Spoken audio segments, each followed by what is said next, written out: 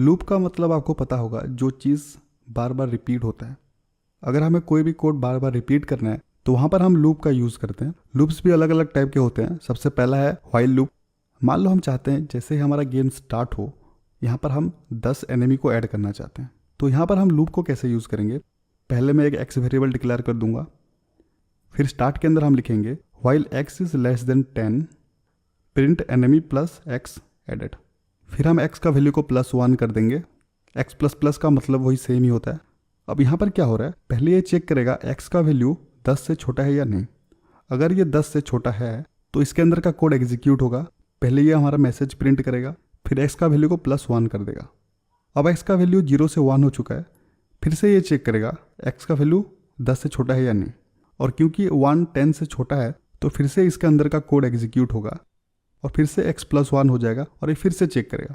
तो यहाँ पर ये बार बार लूप पे चलता रहेगा, लेकिन जैसे ही x का वैल्यू 10 हो जाएगा तब ये कंडीशन फॉल्स हो जाएगा, क्योंकि x लेस देन 10 नहीं है, x इक्वल टू 10 है।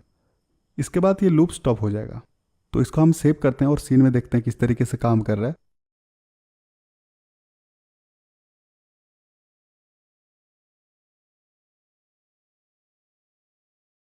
यहाँ पर आप देख सकते हो जैसे ही गेम स्टार्ट होता है तो ये 10 बार मैसेज को प्रिंट करता है, लेकिन ये 0 से स्टार्ट करता है, क्योंकि बाय डिफॉल्ट हमारा x का वैल्यू 0 था। अगर हम x का वैल्यू 1 रखते तो फिर ये 1 से स्टार्ट करता, तब ये मैसेज को 10 की जगह 9 बार प्रिंट करता। ठीक इसी तरह और एक टाइप का लूप है, वो है डू व्हाइल लूप। ये बिल्कुल व्हाइल जैसा ही है, लेकिन यहाँ पर पहले हम स्टेटमेंट को लिखते हैं, उसके बाद हम चेक करते हैं कंडीशन को। यहाँ पर पहले ये कोड को एग्जीक्यूट कर देता है, इसके बाद ये चेक करता है कंडीशन ट्रू है या फॉल्स। अगर कंडीशन ट्रू है तो फिर से ये ऊपर जाता है, कोड को एग्जीक्यूट करता है और वापस चेक करता है कंडीशन को, और इसी तरीके से ये लूप में चलता है। यहाँ पर आप देख सकते हो हमने व्हाइल कंडीशन के बाद एक सेमीकोलन ऐड किया है, क्योंकि यहाँ पर हमने हमारा स्टेटमेंट को पहले ही लिख दिया है और कंडीशन के बाद यहाँ पर हम कोई भी स्टेटमेंट नहीं लिख रहे हैं, तो हमारा लाइन को खत्म करने के लिए यहाँ पर हम यूज़ कर रहे हैं एक सेमीकोलन का। अब नेक्स्ट आता है फॉर लूप। ये बहुत ही सिंपल है। व्हाइल लूप पे हमने पहले वेरिएबल को डिक्लेयर किया था, फिर उसका कंडीशन चेक किया था और फिर लास्ट में हमने उसको इंक्रीमेंट किया था। यहाँ पर हम इन तीनों को एक ही साथ लिख देते हैं और इनको सेपरेट करने के लिए हम सेमीकोलन का यूज़ करते हैं। तो कुछ इस तरीके से फॉर लूप काम करता है। हमने जो भी लूप्स देखा सबका काम सेम ही है, बस उनको लिखने का तरीका अलग अलग होता है।